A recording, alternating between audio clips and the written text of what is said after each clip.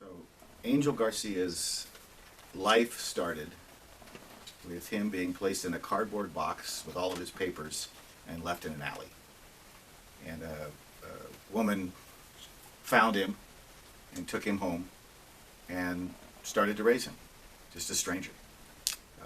He spent the first 4 or 5 years of his life with this stranger who just, saw this baby in a cardboard box in an alley. And then about 5 years later, his mom needed, or got in trouble because she was still collecting the welfare on him. And so she tracked him down and brought him home. And Angel's story is an example of the need to be with our young people as long as it takes for the healing that they need to be able to be with themselves. There's some kind of a phenomenon out there where funding for programs is all to fix a kid in 6 months and then move on and fix some more.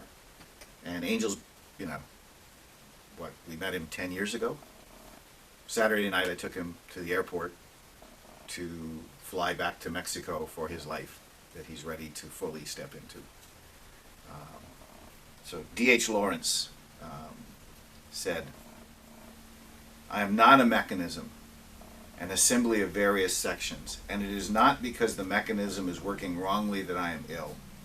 I am ill because of the wounds to the soul, to the deep emotional self. And the wounds to the soul take a long, long time. Only time can help, and patience, and a certain difficult repentance. Long, difficult repentance, realization of life's mistake, and the freeing oneself from the endless repetition of the mistake, which mankind at large has chosen to sanctify." We really need to disabuse adults, mentors, youth workers, all of us from this idea that if we just do the right thing, this kid will be fixed and we can move on and fix some more. In Angel's case, he came to us a pretty broken young man. Huli will remember the first time that he showed up with hair dyed, it was like gold, long, and in his face, so you could not see his face. And squeaky voice, and you could tell this is a kid who just wanted to disappear. In fact, one of the seminal moments of my life doing this work was doing a ritual with him to bury the rat poison that he had started to use to try to commit suicide. And called me, and thought better of it, and told me what he was doing. So I went and got him, and that kind of formed our partnership for his life and mine. But imagine what it would be like. Your start in life is being thrown away in an alley in a cardboard box. But then there's always those little, moments of grace. A woman finds him and decides to raise him, and then back into the cauldron when his mom decides to take him back into the household. And then growing up a gay boy in South Central Los Angeles with 2 gangbanger brothers who tortured him.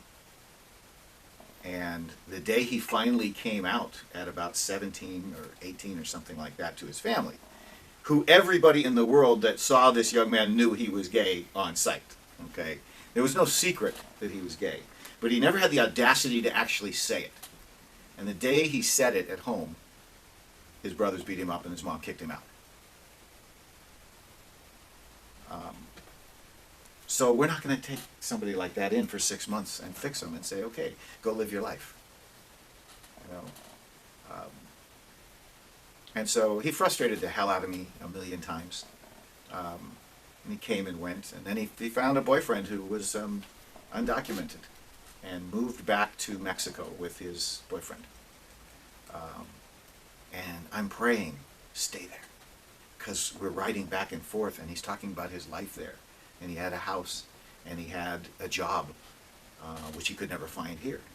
And he was doing relatively well, but he kept moving back home, because we always seek the parents' approval. And he would move back home, go through a little bit of hell, go back to Mexico. And after several trips back and forth, this latest trip, he was here for like a week. I picked him up at the airport, drove him to the projects where his mom was living with his older brother and 2 teenage kids. That same night he called me and said, "This place, I can't stay here. This is horrible." And so we started making plans, and Hugo got involved and started to look for alternative housing for him and stuff. And then out of the blue, he calls and says, "I'm ready to go home." And I'm in Mexico. And he said, "I have my mom's blessing." And just like, it was like the weight of the world just lifted from his shoulder. He knew that he was finally free to be who he was. And he just wanted all of his life. He doesn't know his dad, but all of his life he wanted his mom's blessing. And she finally gave it to him. And she said, "You're my son. I love you. Go live the life you need to live." And it was one of the most beautiful moments I've had in a long time. So driving him back to the airport was a celebration. And it's just it just reminds us that no matter how many years go by, no matter how old we get, we need community, we need family, we need to continue to heal. Okay, if it wasn't for YMC and Tony, I probably wouldn't be here today. My life has been crazy since I was a little kid. I've been through so much. Being an LGBT youth in South Central is so hard, especially not being accepted by my family members. It's even more horrible. I grew up in a household where there were like gangbangers. So imagine me, like LGBT youth with gang members. That was not a perfect combination. I just kept going back through everything. Like they were doing drugs, and I wanted to do drugs, and I was doing drugs, and then I became anorexic and bulimic. So when I joined YMC, like everything changed. Like they believed in me, they wanted to help me, they put me on the right path. And if it wasn't for them, I'd probably be dead today. And I'm glad I can stand here and be who I am. It's thanks to Tony and YMC that I can be the man that I am today.